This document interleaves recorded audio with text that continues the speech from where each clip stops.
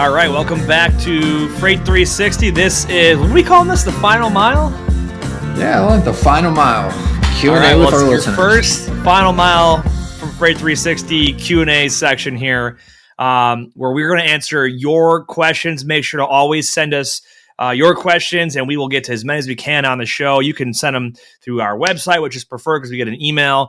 We do pull some through our Facebook group where there's over 80,000 of you in there, so we can't answer all of them.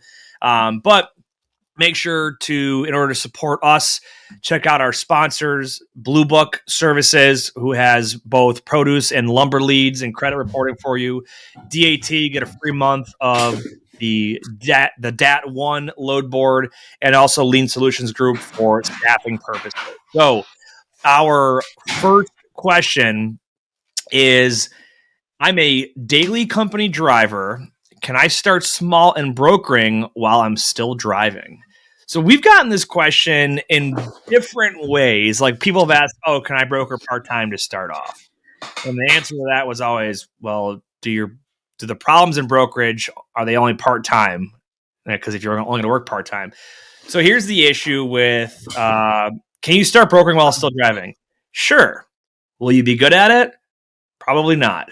Right. Reason being, so Ben and I are, what's that? Are we accredited? We're accredited professors educators. for the Commonwealth of Virginia for the, I think it's TIA. Educators is the title. We're educators for the TIA. So about once a month we do a training session for the new folks of the TIA and their new broker success program. And one of the things we talked about recently was like the home office setup and like just strictly like multiple monitors, like being able to see everything all at once, your CRM, your TMS, the load boards. If you're driving, first of all, you better not be on your phone while you're driving, and you're gonna be very, very limited. So if you say, okay, I'm only gonna work on brokerage during my reset period or during my 10-hour rest or during my breaks, you're just not gonna be efficient because you just strictly aren't putting enough time and effort into it, and your mindset's not all in there. I think to truly succeed, you need to commit just about a full day's work, 5 days a week for months before you can expect your results to actually start to happen. What do you think?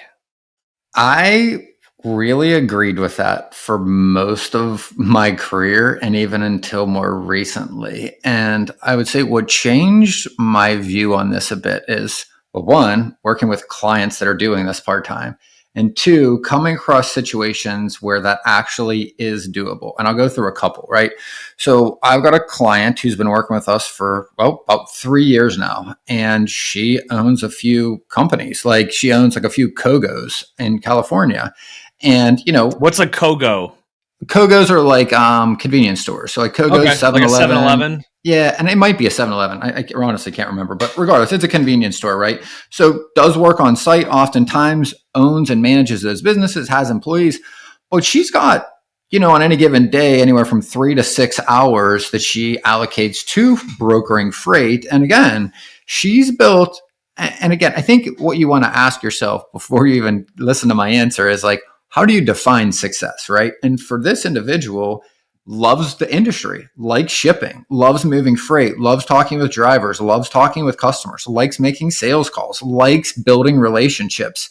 And she's built, again, I would say it's a smaller book of business, a handful or maybe 2 handfuls of customers over the few years, runs a handful to a dozen loads a week with carriers that she's built relationships with, mostly local in their area, right? Like local to like where they're physically located, not bouncing around the country looking just for the most money or the most money you can make in the industry. And I would say, from her definition and from my point of view, working with her, like, she's successful and she wants to continue to grow as she learns more and builds on this. She's now hired teams where she's growing some of these things more. And it was an example, again, it's anecdotal, of somebody we worked with that has done this. And I'll give you a second one on the driver side, right? Drivers are your front. I always kind of look at them as like, they're like your front line, meaning like they're your boots on the ground. They're talking to shippers. They see the issues that we are only told about as brokers. So they know where most of these places where carriers don't want to load. They know the places they do want to load. They know which places tend to pay more, pay less. And they also know lots of other drivers, right? That may have been fleet drivers that now have become owner ops. And I know of a few that have built brokerages off of their own customer relationships that exceeded their ability or their capacity. They've got their brokerage license. And again, there's one in Chicago I've worked with and have for years. Like they've got like 5 or 6 either relatives or close friends that are all owner ops that had driving experience. And basically, the one of them has the larger customers that he'd worked with longer. And when this customer goes, "Hey, I wish I had 5 more of you," he's like, "Look, I've got 5 more of me. What do you guys want to do?" So he isn't doing the traditional sense of brokerage, like I think we talk about most, meaning constantly available for any issues whenever your customer needs it to be able to work the load boards or the market to get loads. But he is absolutely brokering freight to a smaller network of carriers. And he can do that driving because, again, he's upfront with the customer, the shipper, and going, "Hey, I need these loads, a few days in advance. I can't do things last minute. But if you really like the service, I'll get you more capacity of guys I know, like, and trust. I know their equipment. I know they're reliable, and I know they're reliable people." And he's got a decent little book of business, amongst his small network of carriers. And he does do his part-time. That's fair, and I would say that's the exception, not the rule. I have also seen it the opposite way, where somebody backs into part-time when they were doing it full-time. Yes. They got their go-to shippers, their go-to carriers, and they kind of back into, hey, I'm going to scale things back and do it that way. So, but hey, interesting perspective there, and it's good to have 2 different opinions on it, per se. All right, our next question. I'm a new broker, and every job posting asks for a book of business, which I think means a clientele base. If I had a clientele base, why would I need to work for a company? So, this is to answer your question. If you are a new broker, you probably shouldn't be if you're a licensed broker, you don't need to be applying for jobs. But let's say you went through a broker training and you're applying for a job, which this is likely. Some of the companies out there are asking for a book of business or a client base. Absolutely, right? The ones, like, if you're going to be an agent somewhere, they most of the time want you to already have a book of business or a customer base, because you're going to go work under their authority, and it's straight commission, and they only want to bring on people that are going to come in with business and produce. Reason being, they tend to pay a lot of commission. They also tend to have much lower or unstructured or no training at all, because they're not built to be able to take somebody and teach them the industry. They're built in a specific way to work with the people that know the industry, that want to earn the higher commissions, and give them the flexibility and freedom to do so, right? W-2 is structured to do the opposite, meaning you're going to get lower commissions, but you're going to have more structured training, and you're going to have likely a salary or a guaranteed at least some amount of money while you build that book of business. Yeah. So like I had people that reach out to me and they're like, "Hey, can I come be an agent with your company?" And they're like, "I've gone through, my local college's broker agent training program where they went through a course or whatever. And we're just not one of the companies that's designed to take people on that aren't already brokering." Right. So I always tell them, like, "Hey, the training you took is extremely valuable, but you need to apply that to the right kind of company that can pick up where that training like basically leaves off." Right. Now you need some on the job training where someone's working with you. Right. And you need to have, likely, you're probably going to want to have some kind of commission draw or base pay while you build up your book of business. Okay. So that's why, to answer this is a woman that reached out and asked this, to answer her question. If you have a client base, you would need to work for a licensed brokerage if you don't have your license yourself, or if you don't want to run the company yourself. You just want to do the sales and operations side. So, any other thoughts on that one? Again, the person that asked us, the advice I would give is, again, to look at the types of companies you're trying to work with and ask yourself, what do you want in return, right? And you could listen to some of our other content related to like how these companies are structured. But again, I do want to reiterate, they're structured very differently for very different objectives for both the company and the people that work for them, right? So just like I think college degrees for a large part, right? Like companies aren't really looking for you to go to college to know what to do once you start your job. They're really looking at it more from, do you have a baseline understanding? Can you follow through with your commitment? And are you have some baseline level of education that opens the door? Yeah. I'll never forget when I got my first job at a bank. And again, I majored in finance and accounting. And I remember literally getting this job thinking like, I'm so glad I did this. I spent all this effort learning these specific things and had a tremendous amount of wind let out of my sails. And like the first meeting I had with one of the VPs, he sat me down and he goes, Ben, like, I don't really give a shit what you learned or what they told you in school. I'm going to teach you everything, or we're going to teach you everything we need you to know about doing this job within the bank. We just wanted to make sure you could actually get through school before we were going to hire you. And it was like, wow, it was kind of like a big letdown, and a lot of energy and years of my life that I felt went towards this objective. But hey, I mean, it's part of it. It didn't mean it wasn't helpful, and it absolutely helped me succeed tremendously, or faster, I think, than otherwise. And I think that's also the case with, brokerage courses and education in general. Yeah. Yep. No, I agree. All right. Next question is, what load board can I use for auto hauling? I want to differentiate. There's two main types of auto hauling. And it's based on the scale. Is it the single vehicle or is it a lot of vehicles? So like dealerships and rental car companies will be your larger volume. They want to reposition a lot of vehicles at once. And then your smaller ones are going to include, your aunt and uncle or grandma and grandpa who are snowbirds and want to move their car down to Florida from Buffalo in the wintertime and then have it move back up in the summertime, and they're just going to fly, right? So to answer the question up front, Central Dispatch is probably the most common auto hauling load board. So it's where you can go and find these auto hauling carriers. And they're going to have a variety of different equipment. Think about it. Like if it's a single car or a couple cars, it might be like an F-350 pulling a small flatbed with a ramp on it. Mm-hmm. If you've got 8 cars, it might be a multi-level trailer, right? It's a very niche market. I will say, to kind of add more context to it as well, if you're the bigger volume ones, like your dealerships and your rental car companies, you're prospecting them because they're going to have repeat business. These small little single moves here and there, people pay for those leads. Did you know this? Like they will pay $25 per lead that comes in and go and bid on it. And they'll use like U-Ship and like all the little the crazy little bidding websites that people use to haul on their little flatbed. Yes. So we have a client actually that does auto transport, and he actually lives local to me, found us through our show, and I've worked with him for a while, and I know him pretty well now. I'll give him a shout out. The company he owns is Full Service Transport. Guy's name's Rob. So anyone out there, I know he's looking to grow. So if anybody's looking to work in that niche, you can reach out to him at rob@fullserviceautotransport.com. But to your point, the business operates very differently, right? He does both, and their business services dealers. So they prospect dealers with larger volumes. They prospect a lot of the dealers in Florida.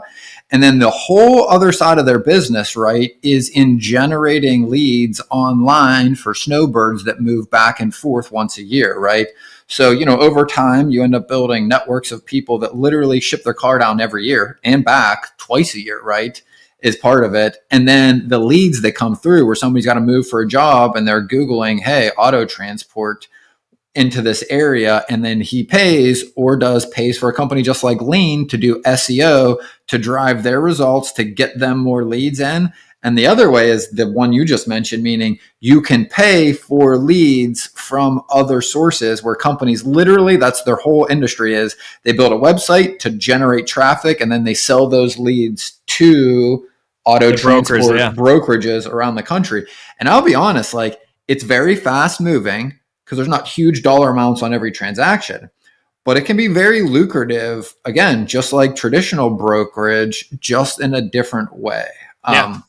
Because again, it's just a different model of how it functions. One thing to note on auto hauling is keep in mind the value of the cargo, because insurance policies have a standard limit. And if you're moving somebody's Ferrari, just keep that in mind. So, all right. Very different, by the way. I also, one more note on that. I had a colleague when I used to work at one of the larger brokerages that ended up flipping a pretty large account with one of the major auto manufacturers in the US.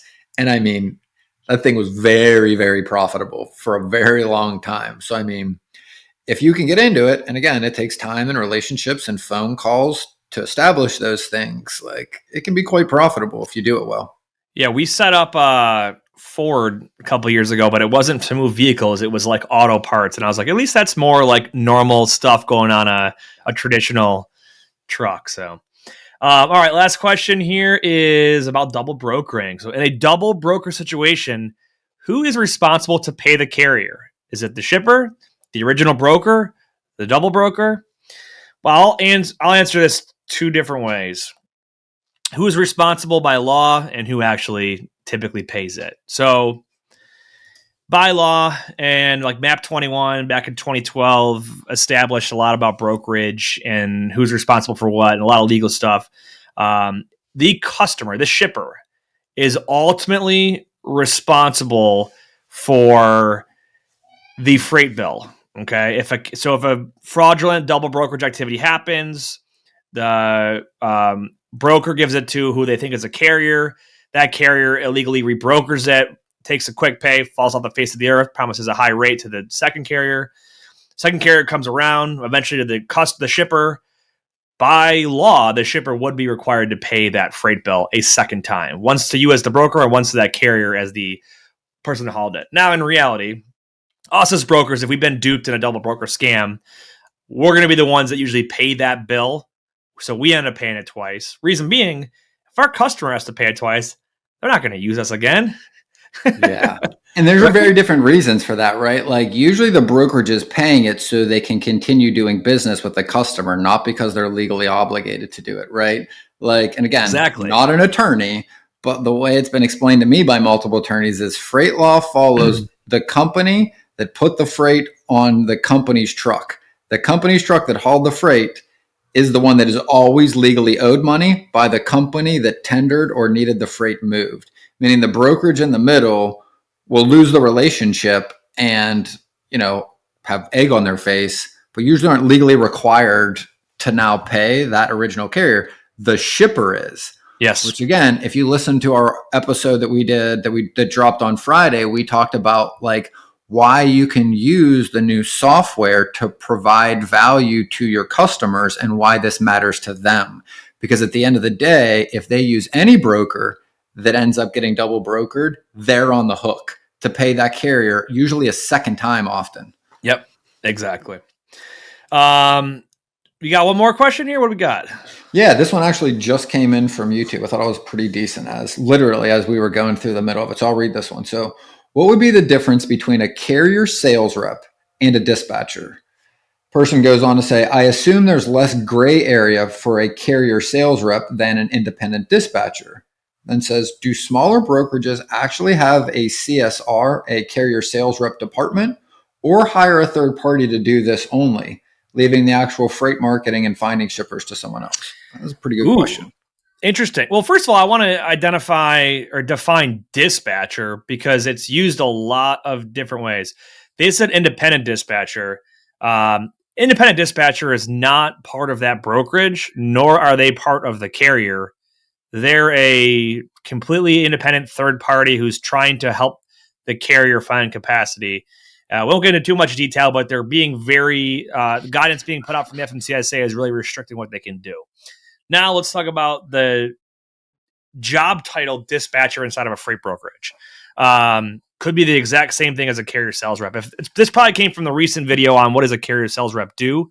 Mm-hmm. And in some freight brokerages, the role of finding freight and quoting freight with a customer is separated from the role of finding a truck and negotiating the rate with the truck. All right. We call that it could be a pod model, for example. It could be the broker and carrier sales rep model. It's different than the cradle to grave model where if I'm a broker at a company, I find the customer, I quote their freight, I find the truck, negotiate the rate, I dispatch the driver, track and trace it, I do all that. That's cradle to grave. In this case, a carrier sales rep, and again, these titles can be different depending on the company you work for. But what we talked about in that video is their role is in procuring capacity. They're not worried about finding new shippers or quoting shippers. They're worried about finding options for available trucks in the market. They can use load boards. They can use a carrier network that they have. They can make cold outbound calls to carriers. And again, that can also be called a dispatcher or procurement rep, depending on the name of or the type of company and what they decide to give their job titles. But that's what it is. How is it different than an independent dispatcher? Well, the carrier sales rep works as an employee for the brokerage, whereas the independent dispatcher is just a separate entity that is not affiliated with the brokerage at all. But now, they works also with said works with independent asset carriers. Yeah, well, they also said, like, do smaller brokerages actually have a department, or do they hire a third party to do this? Like I said, it depends. Smaller brokerages can, maybe they're just cradle to grave model. Like, so if it's just you starting a brokerage, you're going to do both. You're going to be the janitor, the accountant, the sales Wear rep. all the hats. You're doing everything. Larger companies will sometimes split it up, so they'll have like their account managers are all doing sales to shippers, and their carrier sales or dispatching team or procurement team, whatever they call them, is just finding capacity and presenting those options and rates to the brokers or the account reps to try and get that load covered. So hope that helps. Any thing you want to add on that one? I would just say, and again, referring back to the episode that you guys would have listened to Friday, Nate and I also talked about the tech that is making this whole process more efficient. If this was 7 to 10 years ago, you would have a department and probably mid-sized brokers and even some of the smaller ones that are literally just calling carriers all day and doing the hand paperwork of sending out the onboarding contracts, having them signed, sent back, filing them into a system, and then getting the insurance and constantly checking the insurance is updated every year or when it needs to be updated per what type of freight they're running.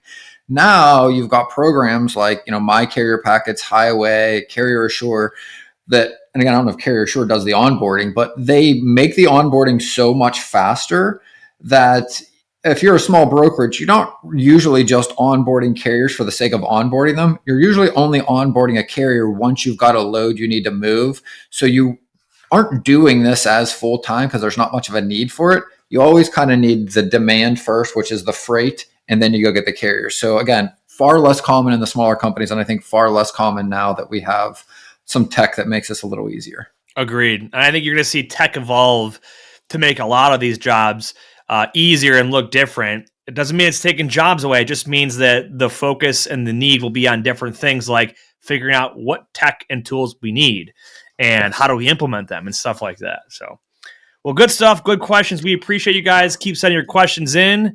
And, you'll see us again or hear us again on Friday for the next Freight 360 podcast. Ben, any final thoughts here? Do you believe you can or believe you can't? You're right. And until next time, go Bills.